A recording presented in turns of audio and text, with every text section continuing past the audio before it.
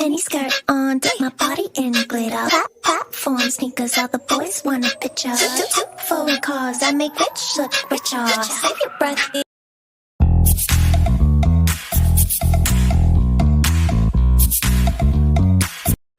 राधे राधे, कैसे हो आप लोग।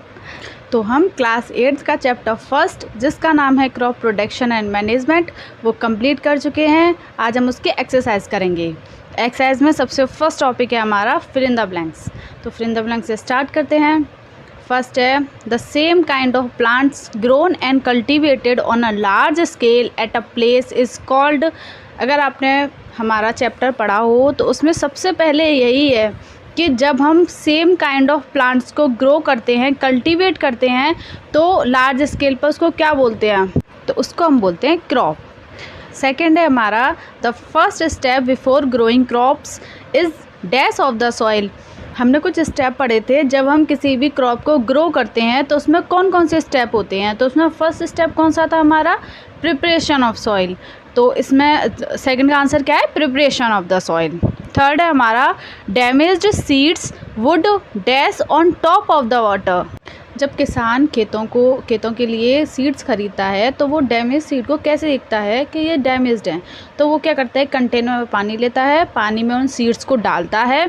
तो जो सीड्स डैमेज होते हैं, जो ख़राब होते हैं, वो ऊपर की साइड फ्लोट करते हैं। तो इसका आंसर है float. The damage seeds would float on top of the water. D है हमारा for growing a crop sufficient sunlight and dash from the soil are essential। जब हम क्रॉप को ग्रो करते हैं तो हमें सफिशिएंट अमाउंट में सनलाइट चाहिए होती है और वाटर चाहिए होता है और न्यूट्रिएंट्स चाहिए होता है जो हमारे सॉइल के लिए एसेंशियल होता है, ज़रूरी होता है। तो फर्स्ट का आंसर है क्रॉप, सेकंड का है प्रिपरेशन, थर्ड का है फ्लोट एंड डी में है वाटर एंड न्यूट्रिएंट्स। नेक्स्ट है हमारा match the following. Kharif crop के एग्जाम्पल कौन से होते हैं, पैडी एंड मेज। सेकंड है रबी क्रॉप के एग्जाम्पल कौन से होते हैं, wheat, gram and P. Third है केमिकल फर्टिलाइज़र के एग्जाम्पल कौन से होते हैं, urea and super phosphate.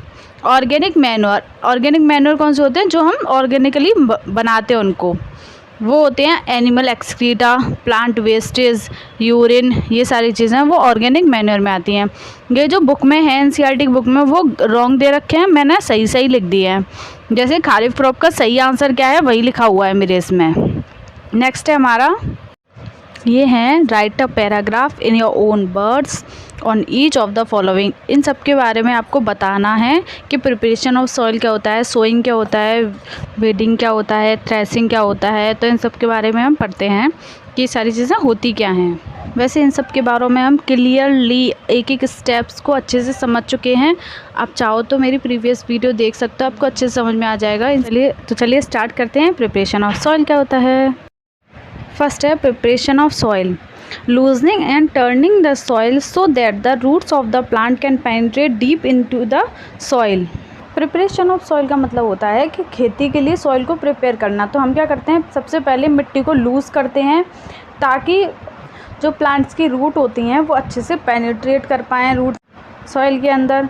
Loosening of soil helps in the growth of microbes and earthworm. जब हम सॉइल को लूज़न करते हैं तो उसके अंदर बहुत सारे माइक्रोब्स और अर्थवॉर्म्स ग्रो कर जाती हैं। The process of loosening is called tilling. जब हम इसको लूज़ करते हैं सॉइल को तो उस प्रोसेस को हम बोलते हैं टिलिंग और बोलते हैं प्लगिंग द सॉइल। जब हम सॉइल को लूजन करते हैं तो माइक्रोब्स और अर्थवॉर्म भी बहुत सारे उसमें ग्रोथ हो जाती है उनकी भी। तो ये ज़रूरी क्यों होते हैं, जो इनके एक्सक्रीटा होते हैं वो हमारी खेती में बहुत ज़्यादा हेल्पफुल होते हैं, वो मैन्योर का काम करते हैं। आई होप कि आपको समझ में आ गया होगा। नेक्स्ट हम स्टार्ट करते हैं सोइंग का मतलब सिंपल लैंग्वेज में होता है कि सीड को खेतों में डालना। It is the process by placing the seed into the soil to grow the crop. जो हम क्रॉप को ग्रो करने के लिए सीड्स को खेतों में डालते हैं उस प्रोसेस को हम बोलते हैं sowing. Clean and healthy seeds which are good in quality are chosen. हमें जो हम क्रॉप के लिए यूज़ कर रहे हैं सीड्स को वो क्लीन होने चाहिए और हेल्दी होने चाहिए, इसका हमें ध्यान रखना है कि वो गुड क्वालिटी के हों, वही हमें चूज़ करने चाहिए। Selection of good quality seeds help in improving the crop yield. अगर हम अच्छे से सीड को सेलेक्ट करके उसमें डालेंगे तो ये हमारे यील्ड के लिए, क्रॉप के लिए बहुत ज़्यादा अच्छा रहता है। इससे हमारी क्रॉप जो बहुत ज़्यादा इम्प्रूव होती हैं, अच्छी होती हैं। और अगर आपको इसके डिटेल में समझना है कि सोइंग में हम कौन कौन से मेथड को यूज़ करते हैं, तो इसके लिए आपको वीडियो देखनी पड़ेगी, आपको अच्छे समझ में आ जाएगा सोइंग के लिए हम कौन कौन सी मेथड को यूज़ करते हैं। अब नेक्स्ट है हमारा वीडिंग क्या होता है। Undesirable plants that grow along with the crop are called as weeds. कुछ अनडिज़ायरेबल प्लांट्स होते हैं, जब हम क्रॉप को ग्रो करते हैं तो वो भी ग्रो हो जाते हैं साथ में, तो उन्हें हम बोलते हैं weeds. Weeding is the process of removing these weeds from the field. इन्हीं वीड्स को रिमूव करने को हम बोलते हैं, इसी प्रोसेस को weeding. There are several methods used by the farmer to remove weeds are। बहुत सारे मेथड हैं जो इनको रिमूव करने के लिए किए जाते हैं। Weeds can be control using weedicides. बहुत सारे वीडीसाइड्स होते हैं जिससे हम इन्हें कंट्रोल कर सकते हैं वीड्स को। The chemical which are mixed with water and are spread in the field.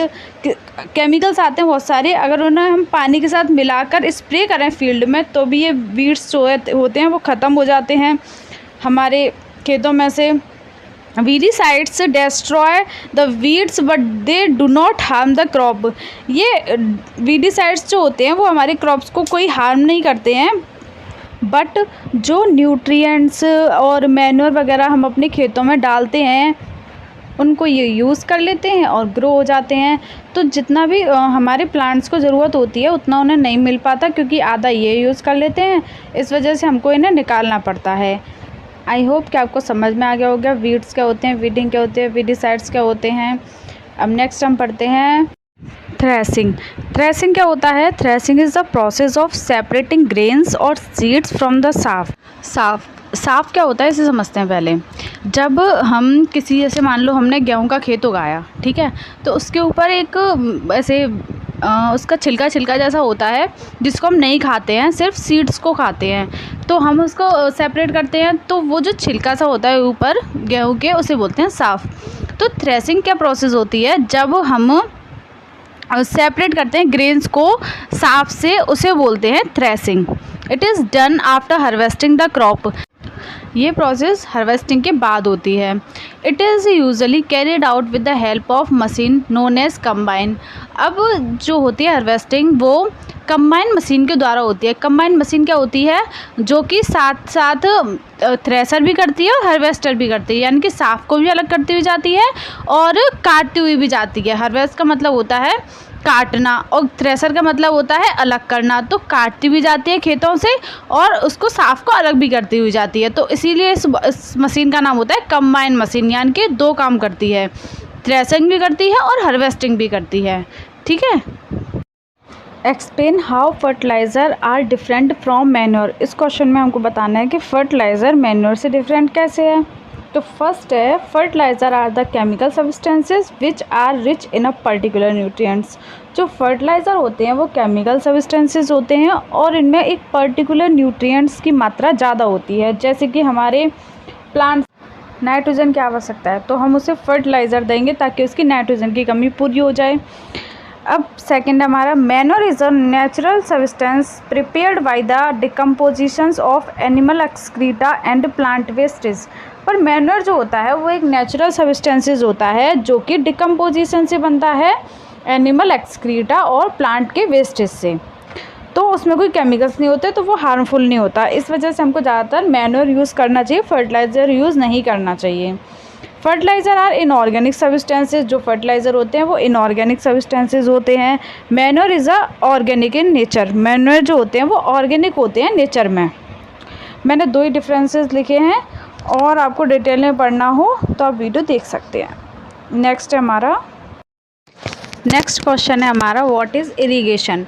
Describe two methods of irrigation which conserve water. Irrigation क्या होता है? Irrigation is the process by which water is supplied to the crop at different intervals. Irrigation का मतलब होता है simple language में पानी देना प्लांट्स को, जो हम क्रॉप उगा रहे हैं उनको पानी देना।